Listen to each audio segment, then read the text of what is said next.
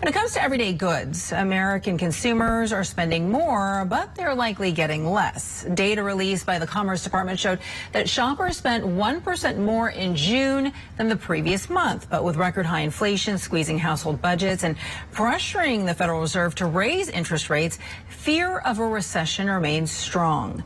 Claire Tassin, retail and e-commerce analyst at Morning Consult, a global intelligence company, joins us now live. Claire, it's great to see you. Great to see you as well. So, Claire, I think that there's probably some good news and some bad news in this report, right? Because these retail numbers seem really positive against the inflation reports that we've been seeing. So what do you make of the report, and why do you think Americans are still willing to be out there shopping and spending despite all the high prices that we've been seeing?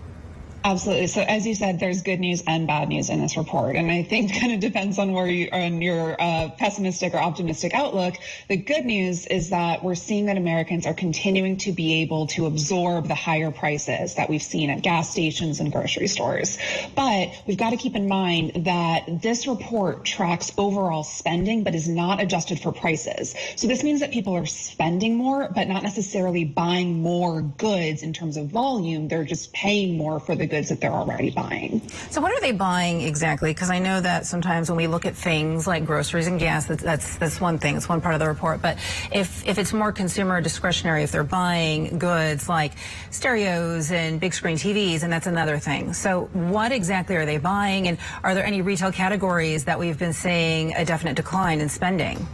Sure. So we're seeing some upward momentum in furnishings and building materials. So a lot of those kind of pandemic household trends are still going strong in that DIY sector. We know that the housing market's been a little strange lately. So I think as people are maybe choosing to stay in their current homes, they might be looking at opportunities to upgrade, as the housing market is still a little scary for buyers and sellers right now. We're also seeing some upticks in online spending as well as restaurant spending. So again, a lot of that is related to price increases, not necessarily volume increases from shoppers. And at the same time, we are starting to see some belt tightening in the apparel and department store sector. So there's been a little bit of a downward trend in those spaces, meaning that maybe people are making some tough trade-offs in where that money is going to go if they are going to afford our higher gas and grocery bills. It is interesting, though, that Americans are spending money in furnishings, like you said. Are there any other surprises when it comes to this report? And do you think that we'll continue to see Americans open up their wallets and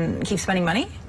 I think the biggest surprise is that just that the report topped expectations. You know, given the inflationary pressure, we know that people are having to make harder choices, trading down, deferring purchases. So to see this number continue to be strong, even in the face of inflation, I think surprised a lot of us. But the big question is, how long can this go on? How long can, inflation that is outpacing wage growth really sustain for the American consumer before we start to see even further delay of purchases? What about Americans on the road right now? Because we know that gas prices are beginning to fall across the country.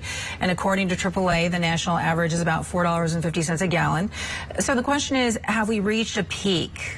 And can we expect those prices to fall even further? What happens to oil prices as we move into the winter? Well, I certainly hope that we've reached a peak, I think just for all of our own sakes.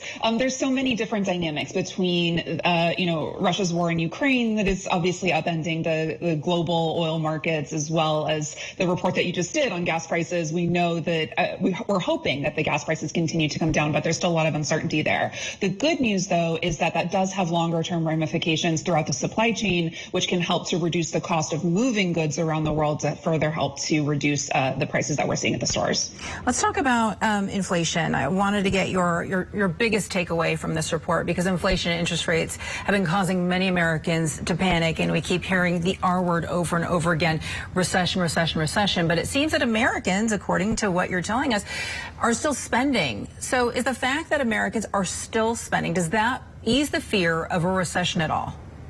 Not necessarily, but I do want to emphasize that Americans are generally in a pretty good spot when it comes to being prepared for a recession. We're still seeing that savings are still fairly strong, just given the changes in the way that we've been spending our money since the pandemic, and how that's limited some spending on services. But in order to put our economy back into more of a pre-pandemic mode, we do need to see that increase in spending in services to kind of balance out with all the good spending that we've been seeing. So this is a good sign for the health of the the American consumer, but not necessarily for the economy overall. Got it. All right. Claire Tassin from Morning Consult. Claire, it's always great to see you. Thank you so much for your time today.